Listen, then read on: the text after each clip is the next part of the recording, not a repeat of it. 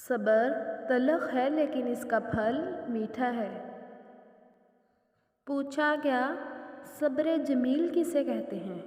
جواب آیا، جب تم آزمائے جا رہے ہو اور تمہارے لب پہ ہو شکر الحمدللہ۔ صبر کی حد یہ ہے کہ تقدیر پر کوئی شکوہ نہ ہو۔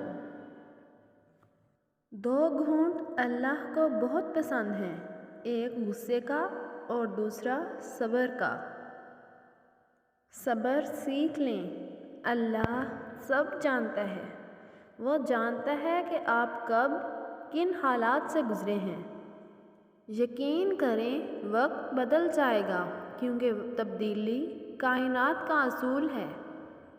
زندگی میں بعض اوقات کسی پریشانی کا آنا آپ کو بہت سی پریشانیوں سے بچانے کے لیے ہوتا ہے۔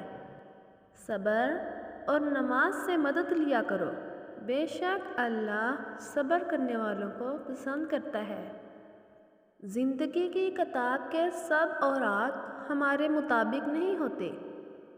اگر کوئی ایسا وقت سامنے آ جائے کہ جس میں راحتیں نہ ہوں تو صبر کر لینا چاہیے۔ جس مقام پر آ کر برداشت ختم ہوتی ہے اسی مقام پر صبر شروع ہو جاتا ہے۔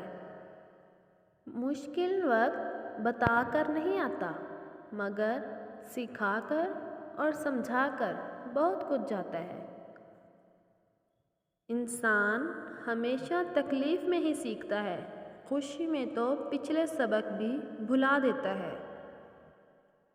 صبر خاموشی اور لا تعلقی بہترین انتقام ہے۔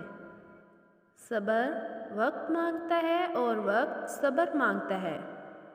جب تجھ پر کوئی ایسی مشکل آ جائے جو تیرے بس سے باہر ہو تو صبر کر اور اللہ کی طرف سے کشادگی کا انتظار کر۔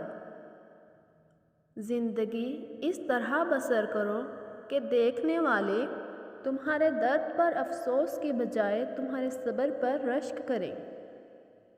صبر کا دامن ہاتھ سے نہ چھوڑو، کیونکہ ہر کام آسان ہونے سے پہلے مشکل ہوتا ہے۔